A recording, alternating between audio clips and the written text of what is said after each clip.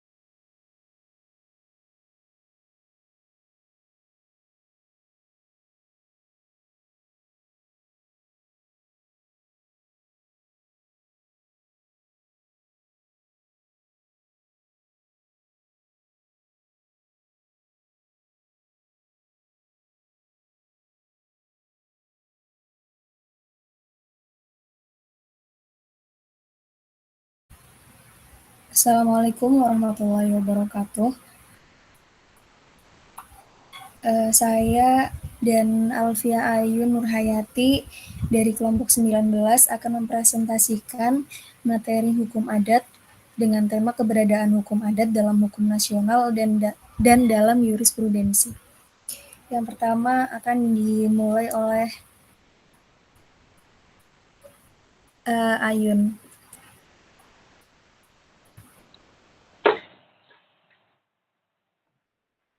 Baik, terima kasih atas waktunya.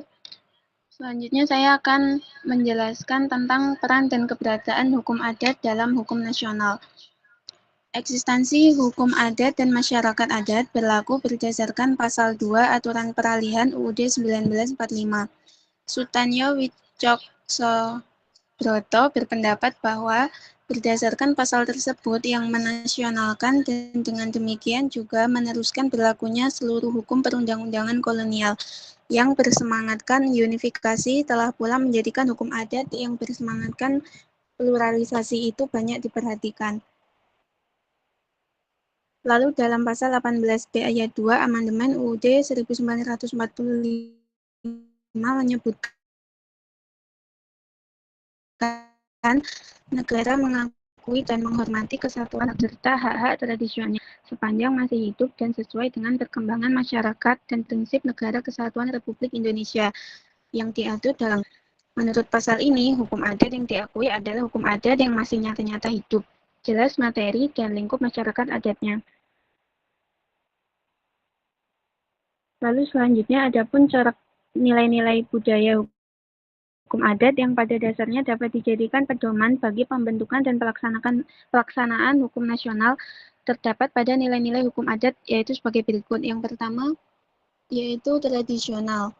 Tradisional bersifat turun-temurun dari zaman nenek moyang hingga ke anak cucu sekarang ini yang keadaannya masih tetap berlaku dan dipertahankan oleh masyarakat. Lalu yang kedua ada nilai-nilai kebersamaan bersifat komunal. Maksudnya adalah hukum adat lebih diutamakan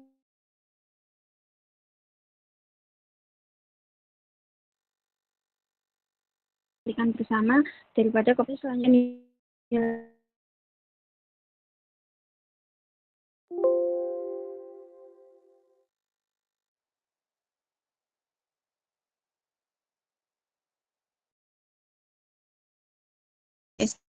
Lalu lanjut konkret dan visual. Artinya hukum ini jelas, nyata, sedangkan corak visual dimaksudkan hukum adat itu dapat dilihat, terbuka, dan tidak tersembunyi. Lalu selanjutnya, yaitu memiliki nilai terbuka dan sederhana.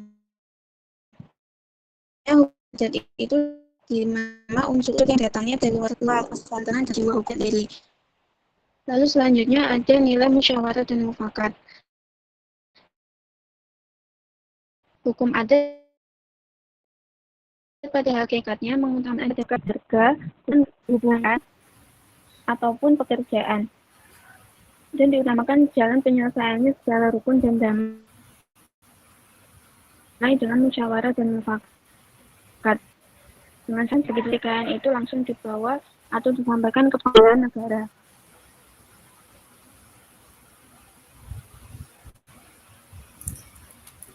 Lalu yang selanjutnya ada eksistensi hukum adat dalam jurisprudensi. Jurisprudensi adalah putusan hakim yang diikuti hakim lain dalam perkara serupa. Kemudian putusan hakim itu menjadi tetap sehingga menjadi sumber hukum yang disebut jurisprudensi. Hukum adat dalam jurisprudensi hakim inilah lebih relevan dalam menyelesaikan permasalahan karena hukum adat itu sendiri telah dianut oleh masyarakat setempat sehingga menjadi nilai-nilai yang dihormati dan dipatuhi seiring perkembangan zaman dan mampu menyesuaikan keadaan masyarakatnya. Lalu dalam keputusan tentang hukum adat dalam putusan hakim, yang perlu diperhatikan yang pertama yaitu hukum adat yang berkaitan dengan kekeluargaan dan kewarisan berkembang menjadi bilateral atau parental, sehingga mampu memberikan kedudukan yang setara bagi laki-laki dan perempuan. Lalu yang kedua, adanya publikasi jurisprudensi untuk pembinaan hukum perdata nasional yang teratur dan menyeluruh. Yang ketiga, para hakim yang berorientasi pada pembinaan hukum diperlukan untuk pembinaan hukum perdata nasional yang mengacu pada politik hukum negara. Lalu yang keempat, ada hakim harus memutuskan atas undang-undang secara bijaksana apabila diketahui adanya perbedaan antara undang-undang dan hukum adat. Lalu yang kelima, ada tujuan untuk menyelesaikan sengketa hukum adalah untuk perdamaian.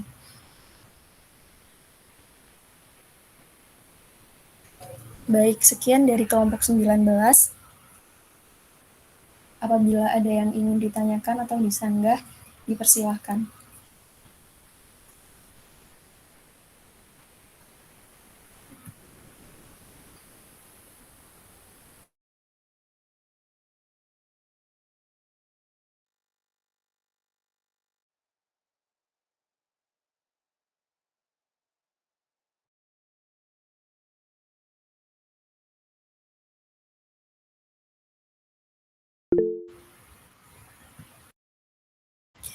Baik, Anissa Lita, silahkan.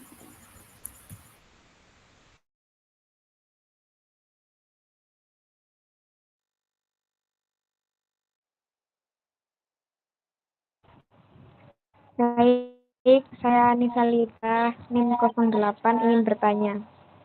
Tadi telah dijelaskan dalam PPT bahwa peran hukum adat dapat berubah dan menyesuaikan.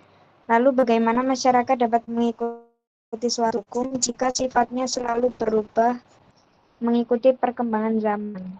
Terima kasih. Sama-sama.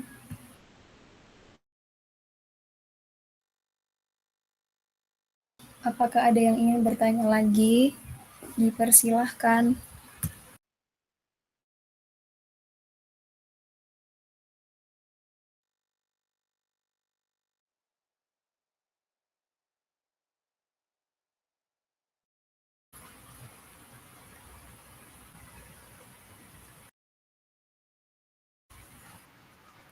Pertanyaan tadi sudah dijawab? Belum, Ibu.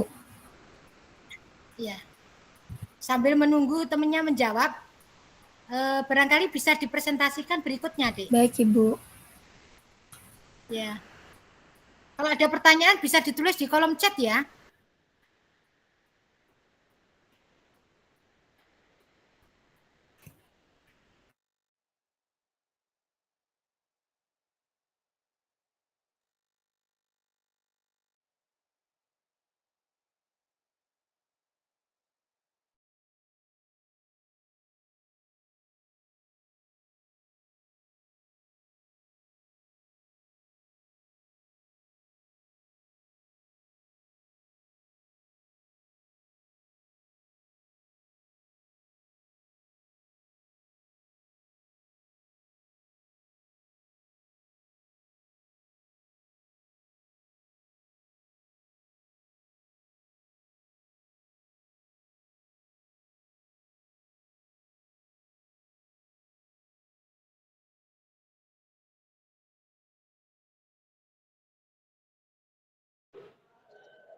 Untuk presentasi yang selanjutnya mohon ditunggu ya Bu. Sebentar. Ya, Dek. Silahkan dipersiapkan.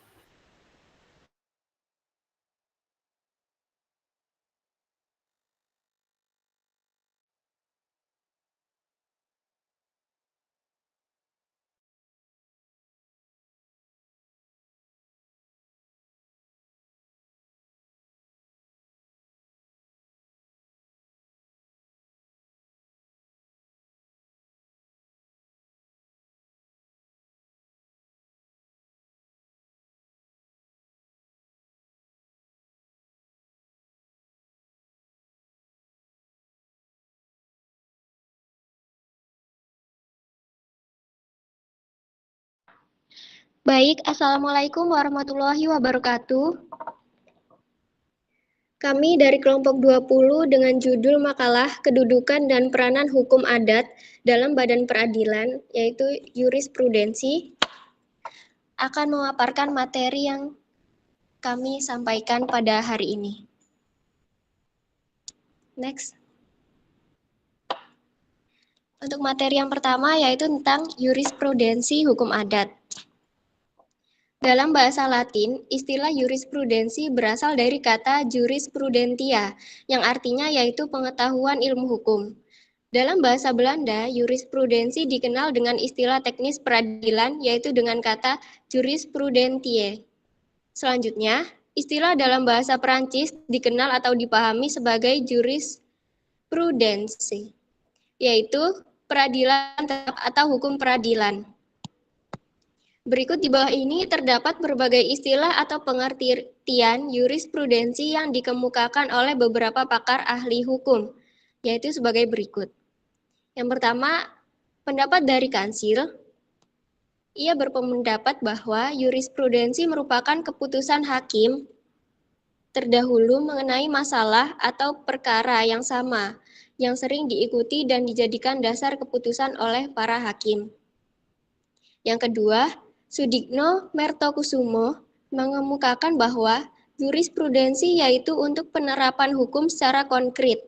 Terdapat tuntutan hak yang dilaksanakan oleh badan independen milik negara dan bebas dari pengaruh apapun atau siapapun dengan mengambil keputusan yang mengikat dan berwibawa. Next.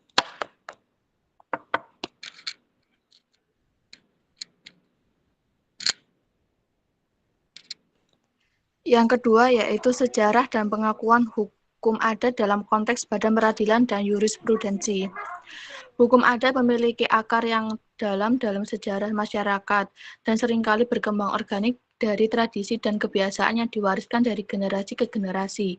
Sejarah hukum adat sangat terkait dengan perkembangan masyarakat tertentu, norma-norma lokal, dan kebutuhan praktis dalam mengatur kehidupan sehari-hari. Hukum adat seringkali tumbuh dari praktik dan norma yang diterapkan secara konsisten oleh suatu kelompok masyarakat. Pembentuknya bisa dipengaruhi oleh faktor-faktor seperti agama, budaya, geografi, dan lingkungan. Pembauran hukum adat terjadi melalui proses transmisi lisan atau tertulis. Nilai-nilai dan aturan hukum adat dapat dipertahankan dan diubah seiring waktu, mencerminkan perubahan dalam kehidupan masyarakat. Proses kolonialisasi seringkali memengaruhi hukum adat. Beberapa aspek hukum adat mungkin dihapus atau diubah oleh pihak penjajah untuk memperkenalkan sistem hukum barat. Namun, di beberapa kasus, elemen-elemen hukum adat tetap bertahan atau bahkan diakui oleh sistem hukum kolonial. Hukum adat seringkali berfungsi sebagai sistem penyelesaian sengketa tradisional. Keputusan yang diambil oleh kepala adat atau sesepuh masyarakat dapat membentuk praktek hukum adat yang kemudian dapat diakui dalam pengaturan formal. Di banyak negara, pengakuan hukum adat dalam badan peradilan dan jurisprudensi melibatkan serangkaian langkah dan proses. Ini bisa berbeda-beda tergantung pada sistem hukum tertentu. Namun, umumnya ada beberapa aspek yang sering muncul. Yang pertama yaitu konstitusi dan hukum nasional. Yang kedua ada pengakuan melalui undang-undang. Yang ketiga preseden dan jurisprudensi. Yang keempat ada partisipasi masyarakat dan pihak terkait. Yang kelima ada harmonisasi antara hukum adat dan positif. Yang keenam yaitu ada pelatihan hakim dan penegak hukum. Yang ketiga ada kedudukan hukum adat dalam jurisprudensi. Selain hukum adat yang menyangkut peraturan desa maupun beberapa peraturan adat lain, maka hukum adat tersebut merupakan peraturan yang ditetapkan dalam berbagai keputusan secara menyeluruh sehingga pelaksanaannya ditetapkan dalam masyarakat masing-masing. Maka dari itu, hukum adat tersebut dapat diteliti dari berbagai putusan para hakim maupun pemerintah desa dalam masyarakat. Maka ketika diputuskan suatu hukum di dalam maupun di luar sengketa formal, putusan tersebut tergantung pada ikatan struktural serta nilai-nilai masyarakat dalam hubungan timbal balik.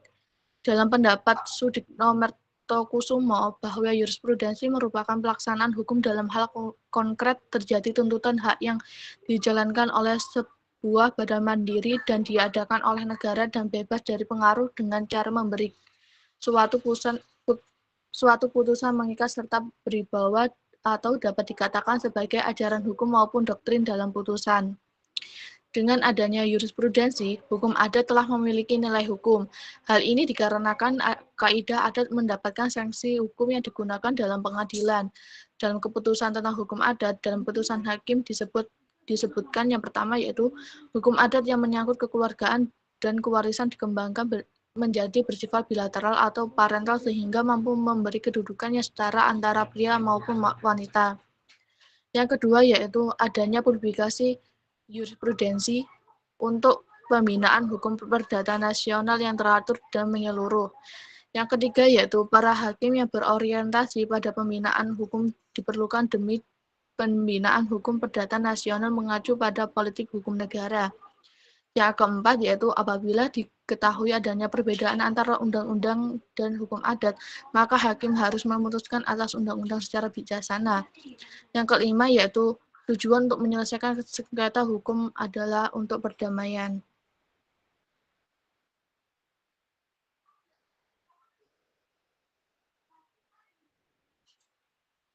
Yang keempat yaitu ada peran hukum adat dalam badan peradilan.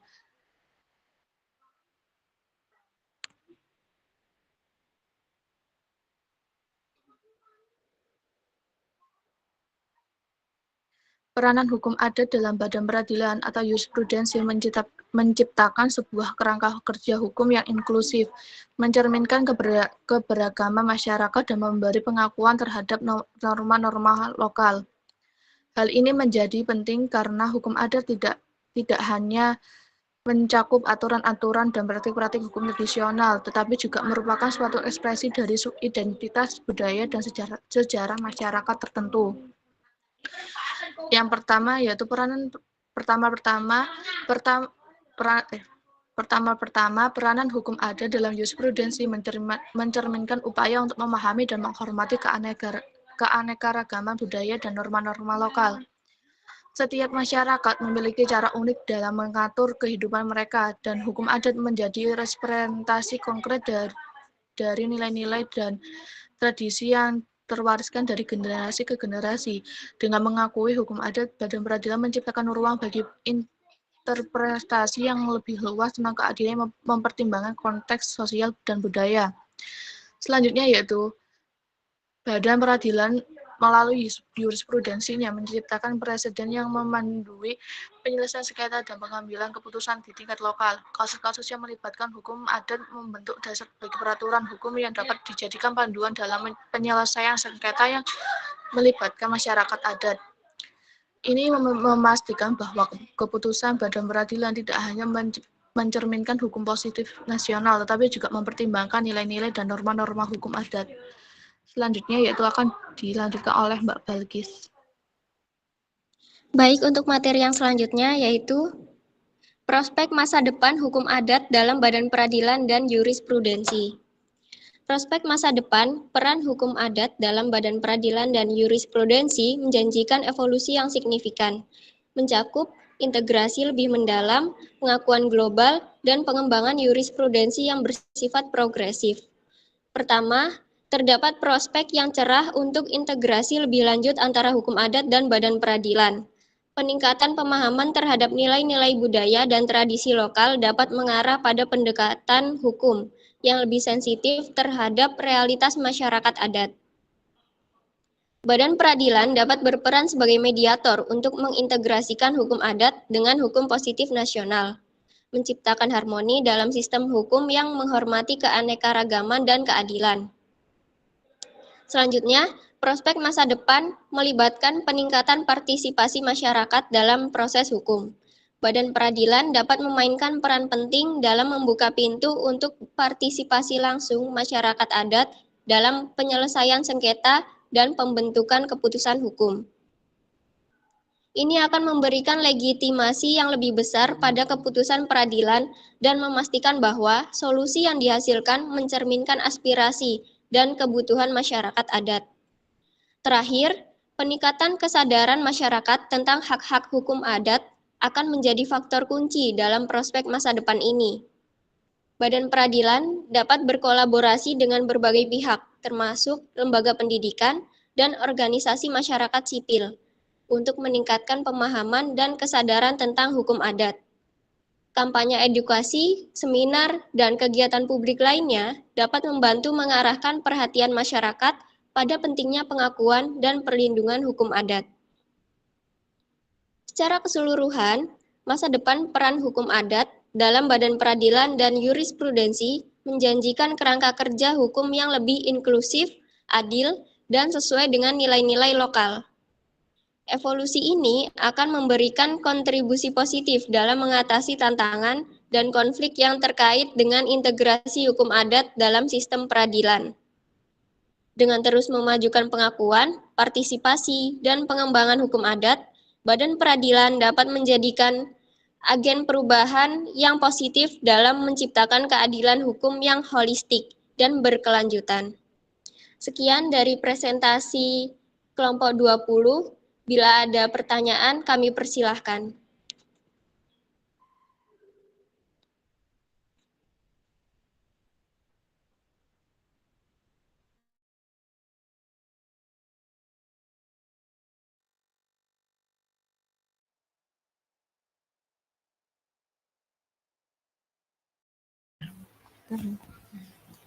Baik, tadi ada pertanyaan, ya silakan dijawab. Mungkin kelanjutannya ada pertanyaan berikutnya. Nanti kalau tidak ada pertanyaan, Bu Sri yang bertanya.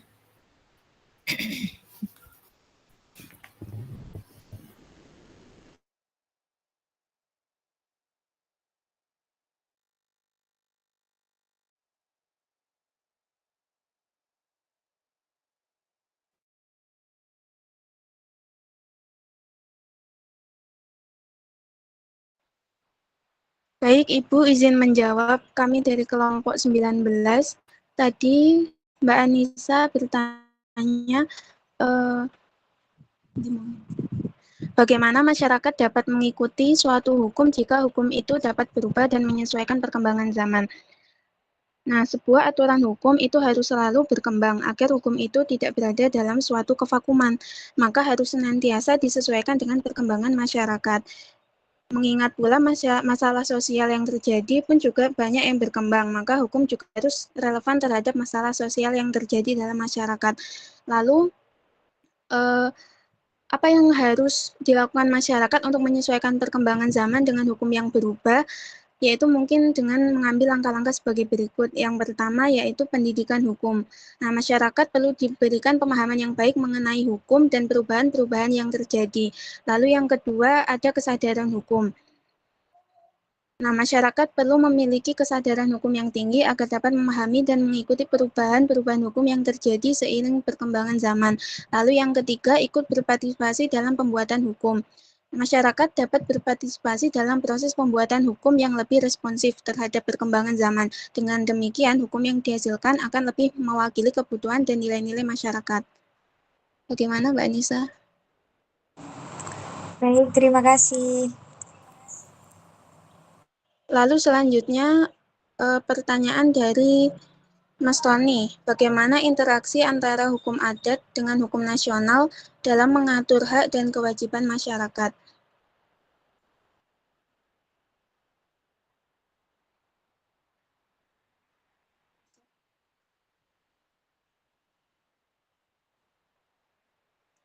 Dalam ketentuan pasal 18B ayat 22 dapat disimpulkan bahwa Undang-Undang 1945 lebih mengutamakan hukum yang tertulis daripada hukum yang tidak tertulis. Ini maknanya bahwa pengakuan terhadap hukum adat yang masih hidup dalam masyarakat di suatu daerah harus dilakukan dengan pengaturan dalam peraturan perundang-undangan atau tertulis. Nah, untuk kedudukan hukum adat dalam sistem hukum nasional perlu diperhatikan dalam salah satu aliran berikut, yaitu sosial jurisprudence yang disampaikan oleh Eugene Ehrlich. Yang menjadi konsepsi dasar dari pemikiran Ehrlich ini adalah tentang hukum apa yang dinamakan dengan living law. Hukum positif, baik, dan efektif adalah hukum yang sesuai dengan living law dari masyarakat yang mencerminkan nilai-nilai yang hidup di dalamnya.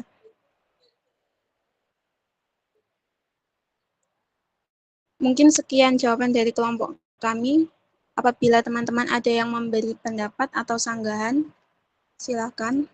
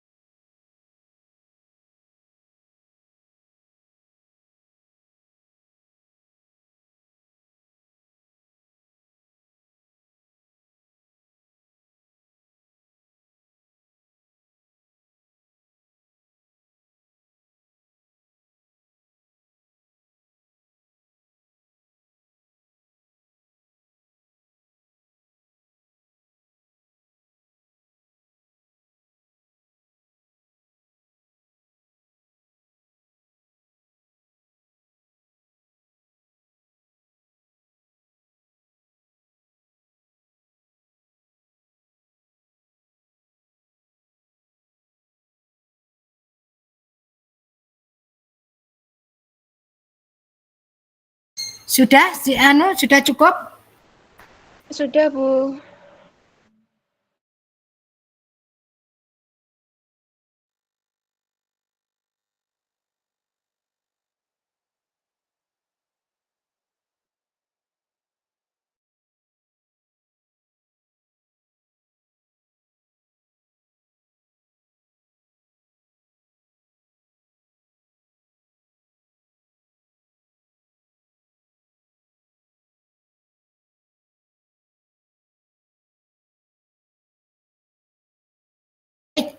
Kalau sudah tidak ada pertanyaan, Bu Sri mau mereview dari semua materi kita. Ya. Sebenarnya cita-cita hukum nasional itu kan terintegrasinya dalam hukum adat itu ya. Jadi kalau kita mau merujuk pada lembaran awal, misalnya bagaimana sebenarnya ya, hukum adat itu ya, diakui di dalam konstitusi, yang menjadi pedoman dalam menentukan konsep hukum adat yang di situ hukum adat ya, hukum adat diakui ya, sebagai hukum senyampang. Jadi pasal 2 Peraturan Peralihan Undang-Undang Dasar 45 dan juga salah satu pasal 18 tadi sudah dijelaskan identitas Indonesia dalam konteks hukum menuju pada arti nation dan di sini harus ditampakkan dalam konsep hukum nasional. Maka untuk memberikan kepastian rumusan hukum, maka di situ sebagai salah satu hukum yang lahir, ya, yang hidup, yang di tengah-tengah living law, hukum yang lahir, yang tumbuh, yang berkembang di dalam kehidupan masyarakat. Maka kita bisa melihat dalam rumusan keharusan tata hukum nasional perlu di sini menggali nilai-nilai hukum yang hidup di dalam masyarakat. Jadi berbicara dalam lingkup hukum nasional yang dimaksudkan dalam konstitusi itu sebagai intinya secara akademis meliputi sumber dasar, cita-cita hukum, reh ide, dan bahan-bahannya. Maka Undang-Undang Dasar 45 sebagai sumber dasar hukum nasional, melihat sumber hukum dasar nasional itu konstitusi itu mengatur tentang alinea 1 ya, dalam pembukaan Undang-Undang Dasar 45 itu memuat way of life ya. Jadi hakikat hukum yang berlaku bagi suatu bangsa, hukum bersenyawa dengan bangsa itu bersangkutannya terintegrasi dan dibangun dengan segala yang dimiliki oleh hukum asli orang Indonesia itu ya hukum adat. Hakikatnya diletakkan pada pandangan bahwa pada dasarnya hukum adat itu lebih memuat nilai-nilai kearifan lokal ya. Jadi kemarin saya meminta kalian untuk kuliah umum itu ya, ada seminar di dunia ini ternyata kan juga bangsa Singapura, bangsa Malaysia itu sangat hukum adat itu menjadi way of life itu ya, pandangan hidup itu ya. Jadi Pancasila pun ini pandangan hidup. Jadi ketika kita melihat meyakini keberadaan dari nilai dasar ya, nilai dasar sebenarnya mencakup mengenai berpijak pada keyakinan bahwa sumber dasar dari hukum nasional yang tertulis. Sekarang sampailah kita pada pemikiran-pemikiran mengenai cita-cita hukum nasional. Jadi sebagaimana kita ketahui bahwa kemauan dari rakyat Indonesia itu dilandasi oleh pandangan hidup Pancasila yang membentuk suatu kehidupan bernegara. Makanya Pancasila nanti kaitannya dengan hukum adat. Hukum adat sebagai cita-cita pembentukan reh ide dalam hukum nasional itu bagaimana? Hukum nasional sebagaimana dirumuskan tata hukum baru, berarti tata hukum yang baru itu menurut konstitusi dikuasai oleh cita-cita hukum reh ide. Di mana cita-cita hukum nasional itu tidak dapat dilepaskan dari suasana kebatinan. Dari suasana kebatinan konstitusi gitu ya. Suasana kebatinan Undang-Undang Dasar 1945 itu tidak lain adalah pemikiran-pemikiran dari seluruh bangsa mengenai corak dan sifat hukum nasional. Dalam hal ini untuk melihat bagaimana hukum nasional yang dicita-citakan, kita perlu menengok kembali ya pemikiran-pemikiran bagaimana hukum nasional itu. Hukum nasional itu hendaknya merupakan hukum yang mencerminkan menjadi dasar dapat mewujudkan dan dapat mengayomi persatuan dan kesatuan bangsa yang telah merdeka. Jadi hukum nasional itu hendaknya merupakan hukum yang dapat mewujudkan keadilan sosial. Hukum nasional itu hendaknya merupakan hukum kerakyatan. Nah ini loh, kerakyatan dalam arti hukum itu tumbuh dan terjelma dari keyakinan dan kesadaran hukum rakyat. Maka dari itu hukum nasional itu hendaknya merupakan hukum yang dijiwai semangat itu tadi. Mulai dari ketuhanan yang Maha Esa, kemanusiaan yang beradab, persatuan Indonesia dan seterusnya sampai yang keadilan sosial. Nah, pemikiran-pemikiran ini mewujudkan hukum yang reh ide yang dicita-citakan. Jadi pokok-pokok pikiran itu dapat kita ketahui hukum nasional yang dicita-citakan itu ya. Hukum nasional yang dicita-citakan adalah hukum bagi bangsa kita yang berjiwa. Berjiwa sesuai dengan kita ini kan ada semacam jiwa bangsa Indonesia itu apa saja sih jiwanya? Jiwanya rakyat Indonesia itu adalah gotong royong, tolong menolong, ya, semangat persatuan kesatuan, keyakinan kesadaran dari tujuannya semuanya orientasinya adalah mewujudkan keadilan sosial. Jadi bahan-bahan hukum nasional, jadi hukum adat itu dalam pembentukan hukum nasional itu seperti apa? Untuk mendekati bahan-bahan hukum yang akan dipergunakan untuk menyusun hukum nasional, perlu kita sadari terlebih dahulu bahwa hukum satu bangsa adalah hasil budaya bangsa yang dibangun dengan segala sesuatu yang menjadi milik bangsa yang bersangkutan. Dan maksud mengatur hidup bangsa yang bersangkutan ini pokok-pokoknya itu menyangkut apa saja.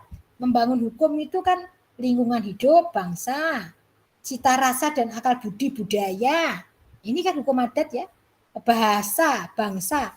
Nah, kalau kita lihat cita rasa dan akal budi budaya, hukum adat sebagai aspek kebudayaan kemarin wujud hukum adat sebagai kompleks ide, aturan, norma. Jadi mengarahkan, mengatur tingkah laku manusia agar sesuai dengan apa yang sebenarnya kan norma adat itu kan mengatur, mengarahkan tingkah laku manusia. Semua mengatur tentang akal budi, ya, pedoman tentang apa yang seharusnya boleh dilakukan dan apa yang seharusnya tidak boleh dilakukan di dalam kehidupan masyarakat. Itu ya. Nah, jadi itu komentar saya. Jadi dalam sumber dasar cita-cita dan bahan yang relevan dengan prinsip hukum itu sebagaimana persoalan yang hukum apa yang secara materi sejalan dengan ide atau cita-cita hukum nasional. Apabila kita konstatir bahwa hukum yang dimaksudkan itu adalah hukum adat, jadi hukum adat itu yang sesuai dengan cita-cita hukum nasional, tentunya di sini perlu bukti-bukti yang dapat dipertanggungjawabkan. Misalnya, tata hukum yang ada di dunia ini pada dasarnya berkaitan erat dengan kebudayaan bangsa yang bersangkutan. Lahirnya beberapa tipe hukum seperti Anglo-Saxon, Eropa kontinental, fikih, Hindu ataupun hukum adat adalah buktinya. Apa yang menjadi milik budaya suatu bangsa adalah bahan-bahan yang dipakai untuk membangun tata hukum. Ya, jadi dengan demikian hukum adat merupakan tipe hukum tersendiri yang mencerminkan identitas bangsa Indonesia dan identitas suku bangsa Melayu pada umumnya. Hukum adat adalah suatu hukum yang berakar pada budaya bangsa dan sepanjang perjalanan sejarahnya selalu mengalami penyesuaian dengan keadaan di Indonesia sesuai dengan sifat yang dinamis. Ya, hukum adat itu sifatnya dinamis dan plastis ya. Dilihat dari identitasnya. Jadi hukum nasional itu harus mencerminkan segala aspek yang meliputi jiwa, semangat, asal-usul dan tujuannya. Jadi dapat ditunjukkan oleh kenyataan bahwa hukum adat itu selalu berangkat dari anggapan dasar bahwa manusia dan alam adalah satu kesatuan. Itu ya, satu kesatuan. Hubungan vertikal antara pencipta dengan ciptaannya didasarkan pada kaidah patuh. Jadi perilaku akan menunjukkan kepatuhan terhadap sang pencipta. Maka dari itu manusia dan alam pikiran manusia itu ya, manusia dan alam pikir itu merupakan ya, artinya orang selalu berpikir itu ya. Berpikir itu akal budi itu ya. Kaitannya dengan ya budaya itu ya. Satu kesatuan dengan sendirinya berfungsi mengajarkan perilaku yang patuh pada manusia. Jadi hubungan vertikal yang didasarkan pada kaidah patuh pada sisi horizontalnya menjelma menjadi kaidah rukun dan hormat. Jadi kaidah rukun dan hormat itu kaidah yang mendasari hubungan antar manusia. Jadi hubungan antar manusia. Nah, kaidah rukun dan kaidah hormat yang mendasari hubungan antar manusia. Jadi dalam kerangka tatanan yang seperti ini, kosmis seperti inilah pengakuan terhadap yaitu tadi Tuhan Yang Maha Esa mewujudkan di dalam adat dan hukum adat jiwa kemanusiaan yang adil dan beradab yang ditunjukkan oleh hukum adat dalam pandangannya terhadap manusia. Makanya dalam pandangan adat manusia itu adalah sesuatu yang utuh dan bulat. Gayomi. Mari ini dusul. Dusul mari ini tanda kerja. Mbaknya soalnya tak bisa. Ya. Jadi dengan demikian sesuai dengan fitrahnya itu ya. Hakikat ya artinya manusia hukum adat itu mendasarkan diri pada kehidupan manusia sebagai kesatuan atau komunitas. Jadi di balik itu terkandung harapan yang ditujukan kepada manusia agar manusia yang bergabung dalam satu kelompok pada manusia itu ya masing-masing subjek dan berperan sebagai pengayom bagi komunitasnya. Itu ya. Itu harapan ya. Artinya kan masalah persoalan di dalam hukum adat itu ya. Dalam limpetasan waktu dan peristiwa kita tahu ya studi hukum adat itu kan ternyata amat kompleks. Kompleksitas ini disebabkan antara lain karena itu tadi ilmu hukum adat sendiri ada dua macam, ilmu hukum adat dan ilmu hukum adat yang modern. Artinya kan kita tahu ya ilmu hukum adat yang modern itu pendekatannya tajam itu ya. Perbedaannya kan didasarkan asal-usul akar filsafat pada pembangun ilmu yang memang misalnya di sini Profesor Kusnu melihat perkembangan ilmu pengetahuan hukum adat mengumumkan ada 5 yang membedakan ilmu hukum adat dengan ilmu hukum adat modern. Salah satunya adalah ilmu hukum adat dibangun oleh tetua-tetua adat atas dasar pandangan yang bersumber pada nilai dan sistem hidup bermasyarakat.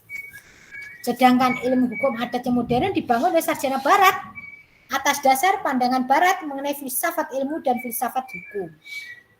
Ya. Sasarannya ialah kalau ilmu hukum adat itu sebagai nilai normatif yang hidup dan dihayati oleh seluruh masyarakat adat. Sehingga di sini dalam ajaran-ajaran yang dikemukakan dalam ilmu hukum adat itu ke arah rumusan yang dapat memenuhi tuntutan kenyataan yang hidup, yaitu misalnya hukum adat itu apa? Supel, interpretable, multi interpretable, kan dinamis itu. Ajaran-ajarannya hukum adat itu seperti itu. Oke, sekarang penting juga yang Anda harus pahami bahwa dalam hukum adat itu ciri dan karakter itu ya ciri karakter magis religius itu menjadi karakter penanda hukum adat.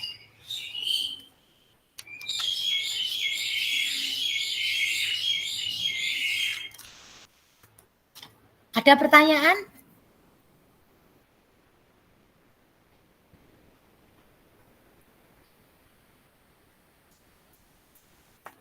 Tidak, Bu. Oke. Ini teman-teman ada di rumah atau masih di kampus? Di kampus. Di rumah, Bu. Di rumah. Ya, di rumah.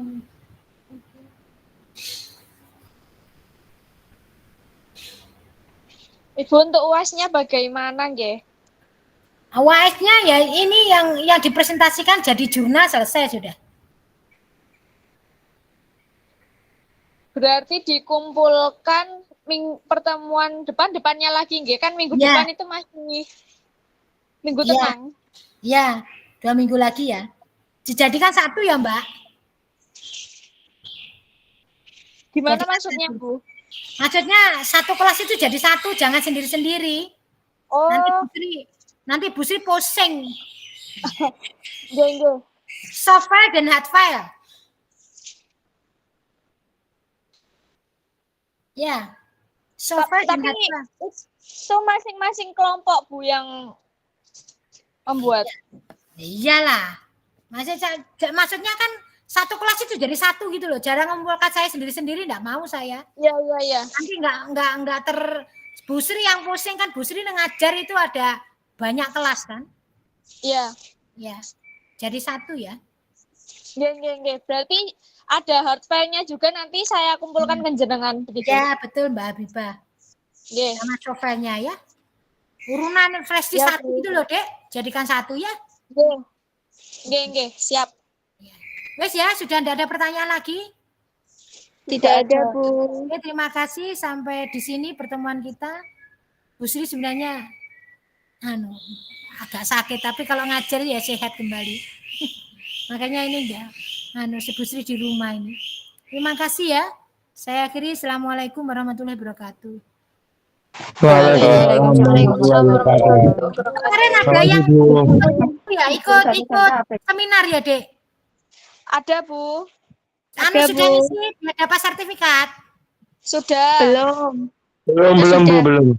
Yang ngisi. Kan kemarin teman sudah tak share toh sama temennya. Ya, kemarin sudah saya share, Bu, ke teman-teman. Ya. Wes itu hari ini absennya bagaimana, Bu? Ya absen aja. Linknya belum dibuatkan. Oh, linknya belum dibuatkan. Astagfirullah. Dereng, Bu.